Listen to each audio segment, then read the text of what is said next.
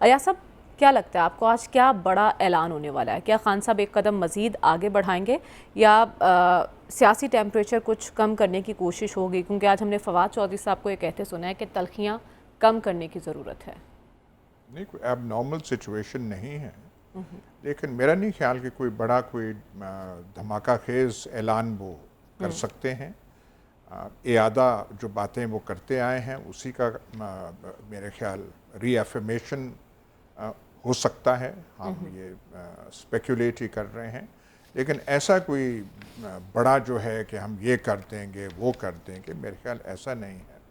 बात तो ये कि पावर शो तो हो जाएगी, पर जो मुल्क में स्टेलमेट है, जो एक ओम पास है, जो वो कैसे रिजॉल्व होगा, उसका जो खदोखाल हैं वो ऐसे के ऐसे ही रहेंगे।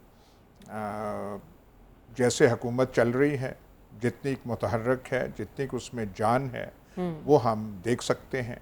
बाकी चीज़ें भी ऐसी हैं। इलेक्शन की तरफ कोई पेशकदमी जो है जल्दी उसके कोई आसार नहीं, हमें कोई आसार नज़र नहीं आ रहे। और ये जो जो आप वो टेम्परेचर कह रही हैं वो हल्का हल्का वो टेम्परेचर है, वो ऐसे ही रहेगा।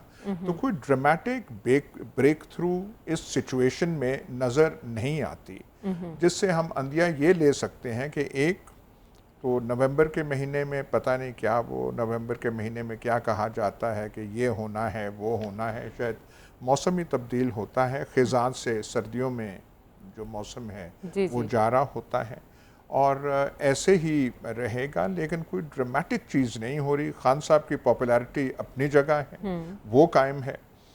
और खान साहब का मखमसा ये है कि अवाम एक बहुत बड़ी तादाद उनके साथ है, लेकिन जो फैसला साज है इस मुल्क में वो उनके साथ नहीं है। अच्छा। और वो उनको नापसंदीदगी से नज़र से देखते हैं। तो ये सिचुएशन ऐसे रहेगी। मेरे ख्याल कोई ड्रामेटिक ब्रेक थ्रू ऐसे नहीं है। पावर शो होगा, शोर होगा, तकरीरें होंगी, यही मैं यानी धुआंधार तकरीरें हो सकती हैं, लेकिन कोई ड्रामेटिक चेंज आपको दिखाई नहीं दे रहा।